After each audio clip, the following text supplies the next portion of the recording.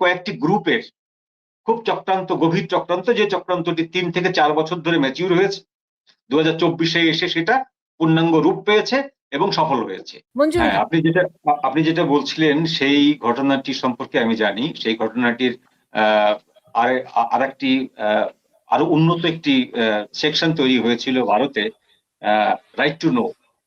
সেই সময় রাজীব গান্ধীর স্ত্রী এটি পরিচালনা করতেন, তিনি ব্যক্তিগতভাবে এটি চালাতেন। তো মুশকিলটা হয়ে গেছে কি, যে আমরা খুব সভ্য জাতি না। আমরা সভ্য জাতি না বলে আপনি আপনি দেখুন যে 111-এর সময়ও কিন্তু হাবিবুর রহমান সাহেব বিচারপতি, তার অধীনে একটি ট্রুথ কমিশন গঠিত হয়েছিল। সেই ট্রুথ কমিশন কিন্তু কারো সাক্ষ্য, কারো বিচার, কারো উপস্থিতি, কোনো কিছু না ঘটেই কয়েক মাস পরে সেটি আপনা আপনি বাতিল হয়ে যায়, বসে যায়, সেটি আর কোনো কার্যকারিতা থাকে না।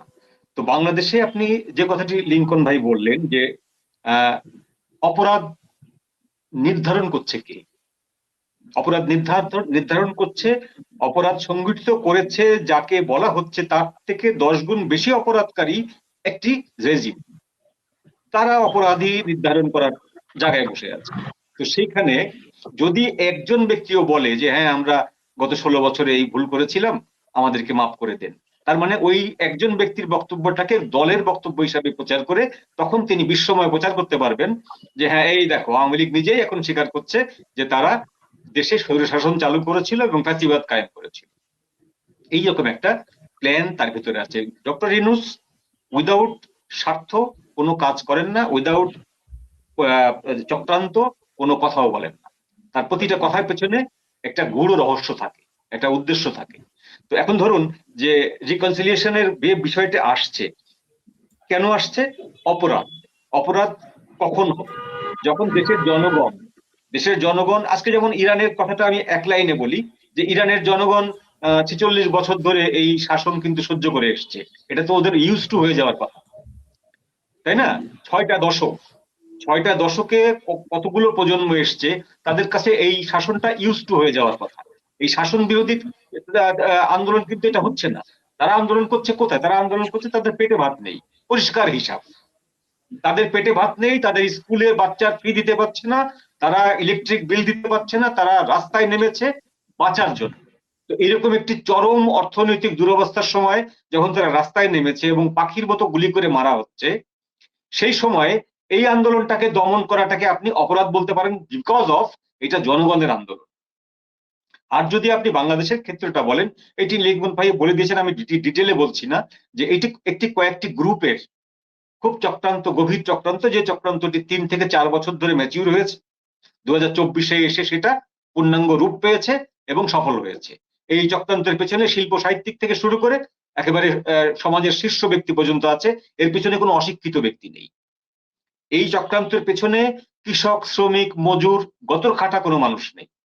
যদি কৃষক, শ্রমিক, মজুর, গতর খাটা মানুষ থাকতো, যদি সেই মানুষরা বলতো যে হাসিনা রেজিমে আমি পেটে ভাত নেই, হাসিনা রেজিমে আমার সংসার চলছে না, সেই কারণে আমি আন্দোলনে নেমেছি, তাহলে সেটাকে আপনি আন্তর্জাতিকভাবে একটি অপরাধ ধরতে পারতেন এবং সেই অপরাধকে কঠোরভাবে নির্মূল করার জন্য আপনি ওই সরকারের সমালোচনা করতে পারতেন এবং ওই সরকারকে আপনি কাঠগড়ায় দাঁড় করাতে পারতেন যে আপনি গণবিক্ষোভ দমন করেছেন। আমাদের 24-এর আন্দোলনটা গণবিক্ষোভ ছিল না, এক কথা এটি পরিষ্কার। সুতরাং এখানে অপরাধটা আপনি বলছেন অপরাধ, কিন্তু আন্তর্জাতিকভাবে এটা এখন পর্যন্ত প্রমাণিত না, এবং জনগণের যে অংশটি যারা আওয়ামী লীগ করে না, সেই অংশটিও এখন গত 17 মাসে আপনার শাসন উপলব্ধি করার পর বলছে আওয়ামী লীগের অপরাধগুলো আপনাদের কাছে নস্যি।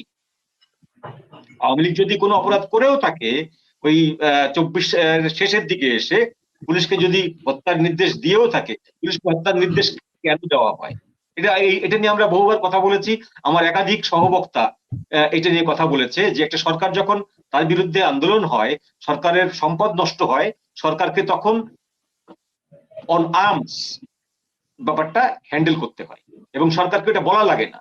সরকারের শীর্ষ যে কর্মকর্তারা থাকেন, সেই কর্মকর্তারা ওই রকম একটি ওথ নিয়েই কিন্তু কর্মকর্তা হয়েছেন, যে সরকারকে রক্ষা করার জন্য কখন লাঠি নিতে হবে এবং কখন ফায়ার আর্মস নিতে হবে।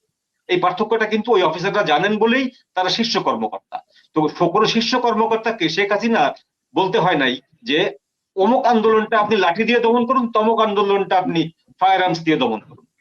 সো এই বিষয়টা নিয়ে আমরা কথা বলবো না, আমরা কথা বলবো যে রিকনসিলিয়েশনের প্রশ্নটা ইউনূস সাহেব তুললেন কেন, তার পিছনের পুরো রহস্যটা কি। এই পেছনের রহস্যটা হচ্ছে তিনি 12 তারিখের নির্বাচনটি করতে পারছেন না, করতে চাচ্ছেন না, তিনি করতে চাচ্ছেন না, এবং তার তার তো মাত্র 3টি স্টেক হোল্ডার, বাকিগুলো তো খুচরো চারানা দোয়ানা দল। আমি শুনতে পাচ্ছি না, আবার বলুন। ডক্টর ইউনূস তো আজকেও এই কথাই বলেছেন 12 তারিখে নির্বাচন হবেই, একদিন আগেও নয়, একদিন পরেও নয়।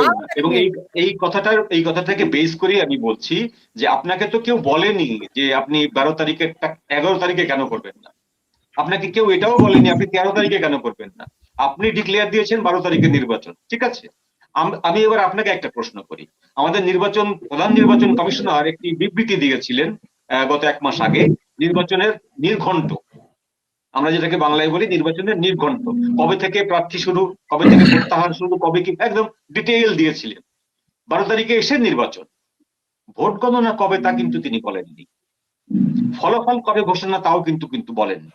কিন্তু আমরা আমাদের ইতিহাস থেকে দেখেছি বাংলাদেশে যত নির্বাচন হয়েছে, যেদিন ভোট হয় সেই দিনের কোন সময় থেকে ভোট গণনা শুরু হবে ওইটি বলে দেওয়া হয়, যে নির্বাচন শেষ হলো বিকেল 5টায়, সন্ধ্যা 6টা থেকে ভোট গণনা শুরু, এবং 2 দিন বা 2.5 দিন বা 1.5 দিন পরে একটা সম্ভাব্য তারিখ দেওয়া হয়, সম্ভাব্য সময় দেওয়া হয়, যে সন্ধ্যার পরে বা রাত্রে বেলায় আপনাদের ফলাফলটি ঘোষণা করা হবে।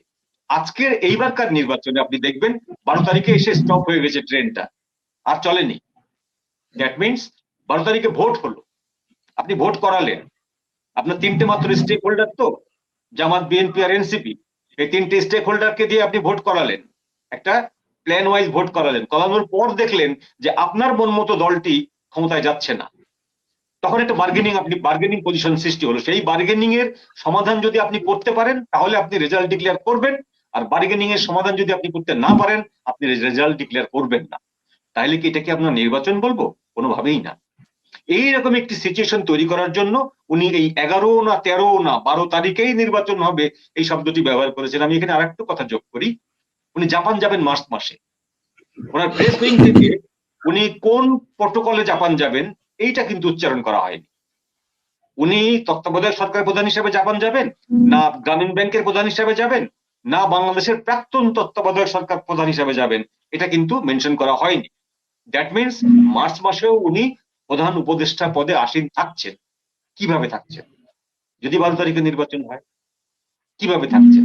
সবচেয়ে বড় স্টেক হোল্ডার জামাত, তারা ইতিমধ্যে প্রশ্ন তুলেছে যে সরকারের প্রশাসন একটি বিশেষ দলকে ক্ষমতায় আনার জন্য প্রকাশ্যে অপ্রকাশ্যে কাজ করে যাচ্ছে, এই নির্বাচন ফেয়ার হতে পারে না, আমরা এখনই চূড়ান্ত কথা বলছি না, আমরা আরো কিছুদিন পরে বলবো। দ্যাট মিনস 12 তারিখের নির্বাচনটাকে আপনি এখন পর্যন্ত সীতার অগ্নি পরীক্ষার মতন আপনি রাখতে পারেন, এটা তো সহজ না। মঞ্জু ভাই, আমি সবসময় আপনি 3-4 মাস ধরে যখনই আমার শোয়ে আসেন আমি জিজ্ঞেস করি নির্বাচন হবে, আপনি বলেন যে না হবে না। তো আজকে আপনার উত্তরটা এখনো আমি বলছি 12 তারিখে নির্বাচন হবে না। ওকে, আপনাকে এরপরেও 12 তারিখের আগ পর্যন্ত যতগুলি শোয়ে আমি আপনাকে পাবো এই প্রশ্নই প্রথমে করব আর কি। আচ্ছা, তানভীর লিঙ্কন, আপনি জানেন যে ধরেন ডক্টর ইউনূস রিকনসিলিয়েশনের আহ্বান জানালো, হোয়াট এভার, ক্ষমা চাইতে বললো আওয়ামী লীগকে, কিন্তু আজকেই দেখেন যে মানে নাগরিক টেলিভিশনের একটা প্রতিবেদন আজকে দেখিয়েছে যে কুমিল্লায় লুটপাট করতে গিয়ে এক তরুণ নিহত হয়েছে। লুটপাট করতে গিয়ে একটা তরুণ নিহত হয়েছে, তাকে জুলাই যোদ্ধা বানিয়ে দেওয়া হয়েছে, রাইট? এবং এইভাবে করে একটা বিজনেস স্টার্ট করেছে ডক্টর ইউনূসের। বিজনেস তো হচ্ছে গিয়ে গরিবের জন্য লোন। এখন মনে হচ্ছে কি জুলাই যোদ্ধা বলে একটা নতুন ব্যবসা খোলা হয়েছে আর কি, হ্যাঁ, যে মামলা হবে, কিংবা ধরেন এই যে জুলাই যোদ্ধা হলেই নানান রকম সুযোগ সুবিধা আছে, সেই বাণিজ্য হতে পারে। মানে এই যে জুলাই যোদ্ধার ব্যবসা ডক্টর ইউনূস শুরু করেছেন, এইটার পেছনের কারণ কি? নতুন কোন প্রজেক্ট? দেখেন, এই জুলাইতে যে তাদেরকে যোদ্ধা বলা হচ্ছে, তারা যুদ্ধটা কোথায় করলো, কার সাথে? তাদের শত্রুপক্ষকে কোন বিদেশি শক্তির সাথে তারা যুদ্ধ করে রাষ্ট্র স্বাধীন করেছে? তো এই জুলাই যোদ্ধা বলা, দ্বিতীয় স্বাধীনতা বলা, তারপরে একটা আলাদা প্ল্যাটফর্ম ক্রিয়েট করা, এটাই তো ইউনুসের মেটিকুলাস ডিজাইন। এবং ইউনুস দেখেন, আপনারা যদি ইউনুসের প্রথম দিন থেকে আজকে পর্যন্ত দেখেন, বাংলাদেশে এই যত কেওয়াজ আছে আপনারা দেখবেন যে সব ইউনুস কর্তৃক সৃষ্ট, ইউনুস কর্তৃক এটাকে মঞ্চস্থ করা হয়েছে, এবং এটার পিছনে আপনি খুঁজলেই পাবেন যে ইউনুস। এবং তাদের একটা, এই যে যখনই ইউনুস বাংলাদেশের তার শাসনভার চরমভাবে ব্যর্থতায় পর্যবসিত হয়, যখন তার জবাব দেওয়ার মতো কোনো অবস্থায় থাকে না, তখন সে ভারত বিরোধীদেরকে সামনে আনে, আওয়ামী লীগ মানে ফেসিবাদকে ফিরতে দেওয়া হবে না, ফেসিবাদ বিরোধী ঐক্য তারা করে। এই নাটক তো আপনারা দেখতে দেখতে জাতি অতিষ্ঠ হয়ে গিয়েছে। তো এই বিগত 17 মাসের ইউনুসের শাসন কার্য যদি জাতি পর্যালোচনা করে, যে ভারত বিরোধিতার দোহাই ইউনুস দিয়েছে, আপনারা কি জানেন যে 2022-23-এ ভারত থেকে যে পরিমাণ আমদানি রপ্তানি ছিল, সেটা 2023-24-এ এসে মানে ইউনুস কি কম করেছে না বেশি করেছে? সে পরিসংখ্যানটা জাতি আজকে একটি পত্রিকায় প্রকাশিত হয়েছে যে 2022-23-এ যে আমদানি রপ্তানির যে ভারতের সাথে আমাদের যে লেনদেনটা ছিল, সেটা 2023-24-এ 22-23-এর চেয়েও বেশি। তার মানে কি, ইউনুস মুখে ভারত বিরোধিতা বলে, কিন্তু ভিতরে ভারত থেকে ঠিকই তো সবকিছু তারা আমদানি রপ্তানি সবই তারা চালিয়ে যাচ্ছে। ইউনুস মুখে যেটা বলে সে কার্যত করে আরেকটা। এবং ইউনুসের এই সমস্ত কিছু, কারণ তার তো আসলে ওই যে এক মহিলা আপনার টিকটক করছিল যে, আল্লাহ তুমি যদি ইউনুসরে বানাইবা তাহলে শয়তান বানাইছো কেন, আর ইউনুসরে যদি বাংলাদেশে পাঠাইবা তাহলে শয়তানরে কেন বাংলাদেশে পাঠাইছো? তো এখন সমস্যাটা হচ্ছে এটা, ইউনুস হচ্ছে যে আল্লাহ সৃষ্ট সেই শয়তান, তো যে শয়তান মূলত মানে আল্লাহর কাছে নাফরমানি করে যে শয়তানি টাইটেল পেয়েছে, সে বরং শয়তানকে নাফরমানি করে ইউনুস সেই শয়তান, বড় শয়তান, ইবলিশ শয়তানে পরিণত হয়েছে বাংলাদেশের জন্য।